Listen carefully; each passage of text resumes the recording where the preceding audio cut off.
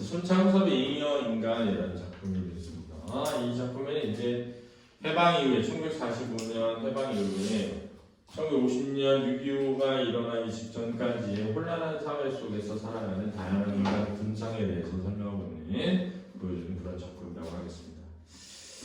자, 치과 의사의 만기라는 의미 나옵니다. 만기. 직업은 치과 의사고요. 인물이 이제 도덕적이고요, 합리적이고요, 적극적이고요, 긍정 인물이죠. 병원에 친구 익준과 봉우가 늘 찾아온다 이렇게 되는데요. 익준이는 직업이 일정하지 않고요, 가난한 삶을 살고 있고요.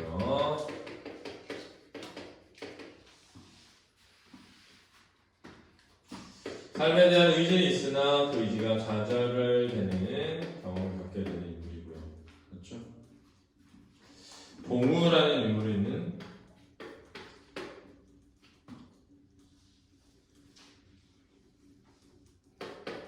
건물주 아내의 남편이죠. 무기력한 인물이고요.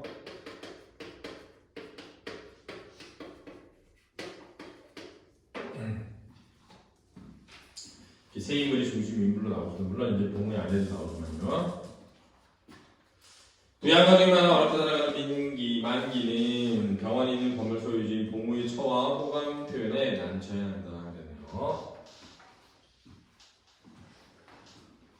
어느 날 익준의 아들이 병원에 와 아버지를 찾으며 어머니가 죽었다는 소식을 전합니다. 익준의 아들은 밖에 나와서도 한쪽 고무신을 손에 든 채 그쪽은 맨발로 걷고 있었다. 그 고무신이 한쪽밖에 없었던 거예요. 근데 그 고무신마저 걷고 있었던 거예요. 남봉이 덜 좋으니까 그러지 말고 한쪽 고무신마저 신으라고 보내도, 그러니까 한쪽은 떨어져가지고 신을 수가 없는 거예요 지금. 발땀이 나서 그래요. 소녀는 점직한 듯이, 그리고 한쪽 손에 든 고무신을 뒤로 쓰며 시감쳤다. 그러나 만기는 그제야 눈치를 채고 소년이 들고 있는 고무신을 걸으며 쉼이 보았다. 그것은 나라 뒤꿈치가 터지고 코뚜리가 쭉 찢어져 도무지 발에 걸리지 않게 되었다. 만기는 가슴이 찌르르했다. 그래서 찌르르했다는 연민이 되겠습니다. 전차를 가기 전에 그는 소년에게 고무신 한 켤레 사주고 싶었다. 그러나 그 근처에는 고무신 가게가 눈에 띄지 않았고 때마침 전차가 눈앞에 와마저 그대로 이내 차에 오르고 말았다.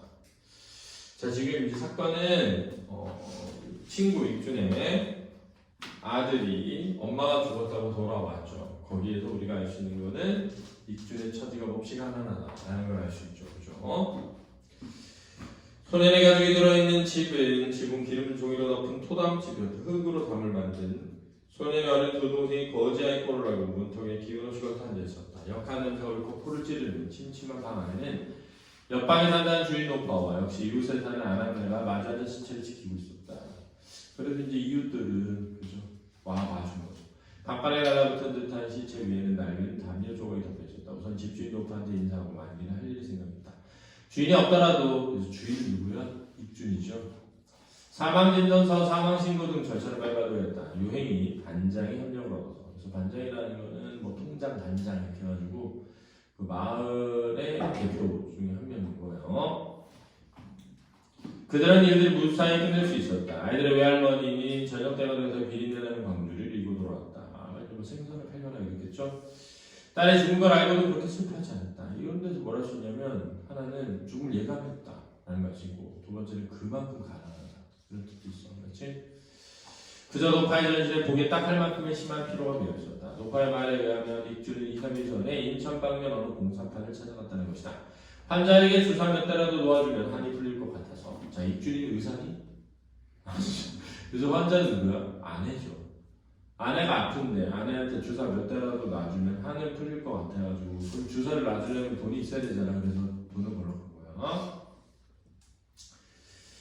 거래를 떠났다는 것이다. 부득이 만기가 주동이 되어 장례식을 맡아보는 수밖에 없었다. 첫째는 비용이 문제였다. 만기가 자기 호주머니를 톡톡 털어 당장 사소한 비용을 썼다. 근데 돈이 많지 않아요. 가족이 많아가지고 만기가. 봉우는 그저 시무룩하니 앉아서 만기 눈치 보며 살피다가 어디를 나가면 그림자처럼 따라다닐 뿐이었다. 이런 데서 봉우의 뭐가 드러나? 성격이 드러나는 거죠. 무기력한 인물. 상가에서 밤을 새고 나서 만기는 이튿날 아침 잠깐 병원에 들러갔다. 물론 봉우도 함께 나와 대합실 구석 자리에 앉아 있었다. 만기도 나란히 지쳐 있었다. 인숙이가 걱정스럽게 만기를 바라보며 무슨 말을 하듯 하다가 말았다. 만기는 한참 동안 무견히 생각이 드는 게 있다가 대합실 소파에 가서 봉우 옆에 앉아. 여보게 같이 가서 자네 부위를 좀 만나보고 올까? 아니 그건 또 뭔 소리야? 당장 장례 비용이 있어 이렇게 하니까 그러니 자네도 같이 가서 조언을 좀 해줘야겠단 말이네. 이 돈 그냥 드리는 거 아니에요? 여자가 그래서 알겠습니다. 이 자리에서 기회가 쏟아서 좀 반드시 지금 눈 감죠. 그랬더니 봉원이 자꾸 문간까지 따라 나오며 애교띤 농담처럼 아이고 지식한 양반 그러면 월급만큼은 안 되겠는데 막 이자까지 득부 가시겠죠? 아 진짜 진짜 막 진짜 대환장 파티네요 진짜 난리네요. 거의 아양에 가까운 급태였다. 봉우의 눈치를 겐들주로 살피며 당황히 줄다른 적 나오는 만기 등 뒤에 대고 꼭 다시 오세요 선생님 꼭 의논할 일 있어요 이렇게. 야 남편 옆에 있는데 야, 남편 완전 개무시하는 거죠.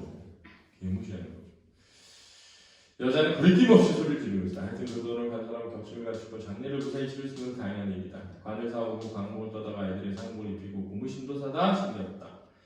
의논해서 화장을 안 하고 마을의 무덤에 남기기로 했다. 장례를 잘하는 입주인은 없는 것을 만기가 탄식했다.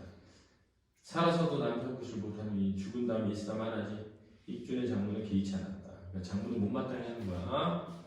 그러나 좀 늦게나마 남편 구실을 못하는 입주인이 그날로 집에 돌아오기는 했다. 거의 황혼무렵이 돼서 산에서 돌아온 일행이 끝내 집 골목에 차를 내렸을 때 저쪽에서 머리에 흰 붕대를 감고 이리로 걸어오는 허술한 사람이 있었다. 이제 먼저 알았으니 아버지다 소리를 질렀다. 그러나 입주는 멈칫 걸음을 멈췄고 이쪽에서 틀도 들고 일제히 그리로 시선을 보냈다. 입주는 머리에 상처를 입은 모양이었다. 한 손엔 아이들이 공신 코숭이가 미주리 돼 보이는 좋은 꾸러미를 들고 있었다.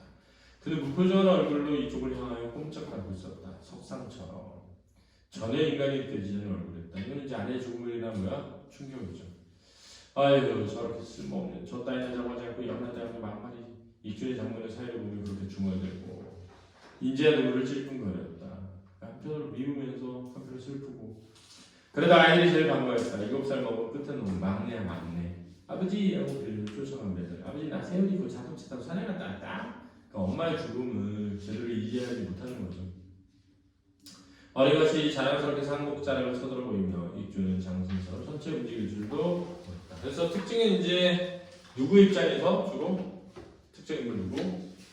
만기라는 특정 인물의 시각에서 그렇죠?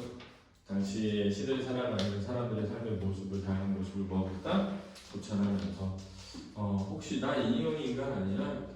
있으나 마나한 인간이죠. 인형 인간이요. 근데 요즘 젊은 세대들이 많이 이런 거예요. 자기 인형 인간 아닌가? 자, 해봤습니다. 수고했습니다. 비문학과 해볼까?